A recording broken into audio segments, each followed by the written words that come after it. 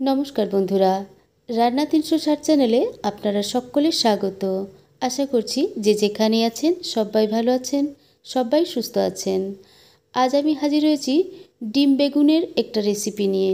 এই রেসিপিটা শীতকালীন সবজি দিয়ে খুব তাড়াতাড়ি রান্নাও করা যায় আর খেতেও অসম্ভব টেস্টি হয়। তো বন্ধুরা দেখতে থাকুন ডিম বেগুনের রেসিপিটা। খুবই ছোট্ট রেসিপি, প্লিজ প্রথম থেকে শেষ পর্যন্ত দেখতে থাকবেন। এর জন্য প্রথমে আমার দরকার হচ্ছে বেগুন। আমি এখানে কচি দেখে 4টে বেগুন নিয়েছি। এখন বেগুনগুলো আমি জল দিয়ে পরিষ্কার করে ধুয়ে যেভাবে আমরা পোস্তর জন্য আলু কাটি ডুমো ডুমো করে ছোট ছোট করে সেরকম কেটে নেব।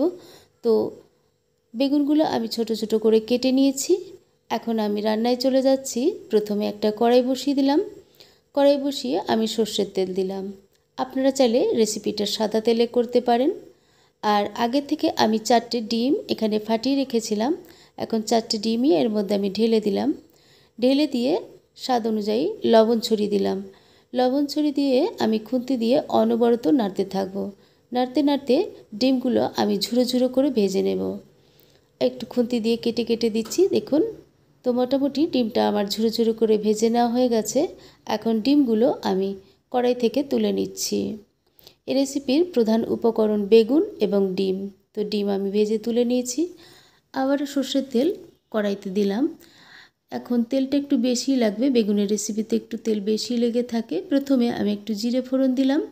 তারপর মোটামুটি একটা মাঝারি সাইজের পেঁয়াজ আমি একটু বড় বড় করে কেটে রেখেছিলাম, সেই পেঁয়াজটা দিয়ে দিলাম। একটুখানি সাঁতলে নেব, খুব ভাজা ভাজা করছি না। তো সাঁতলে নেওয়া হয়ে গেছে। এখন মোটামুটি 6টা কাঁচা লঙ্কা আমি ছোট্ট ছোট্ট করে কেটে রেখেছিলাম, সেগুলো দিলাম। ঝালটা আপনাদের পছন্দ অনুযায়ী দেবেন, তবে একটু ঝাল ঝাল হলেই ভালো লাগে। পেঁয়াজ কাঁচা লঙ্কা সাঁতলে নিয়ে আমি এর মধ্যে মটরশুঁটি দিচ্ছি।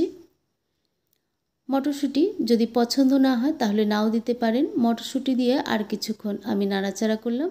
নাড়াচাড়া করে যে বেগুনগুলো এতক্ষণ আমি কেটে রেখেছিলাম সেই বেগুনগুলো দিয়ে দিচ্ছি। এই রেসিপিটা তৈরি করে খেয়ে দেখবেন বন্ধুরা, খেতে সত্যি ভীষণই টেস্টি হয় আর রান্না করতে খুব তাড়াতাড়ি তৈরি হয় রেসিপিটা।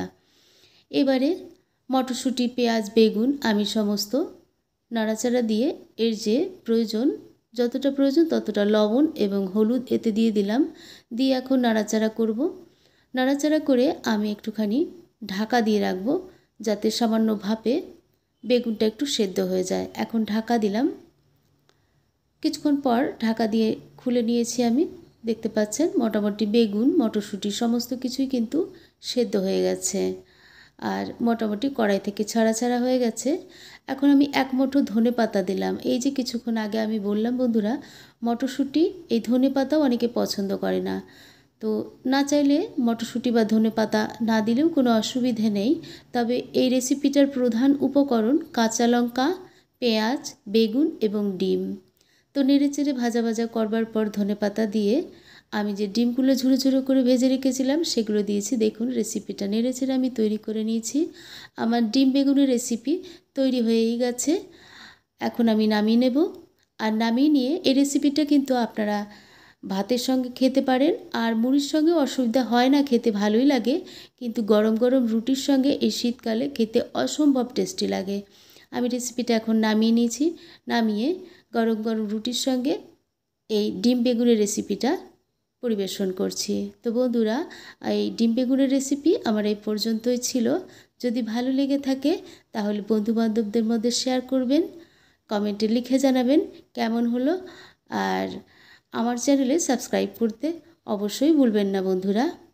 তো আবার হাজির হয়ে যাব নতুন কোনো রান্নার রেসিপি নিয়ে। ততক্ষণ সবাই ভালো থাকুন, সুস্থ থাকুন। ধন্যবাদ।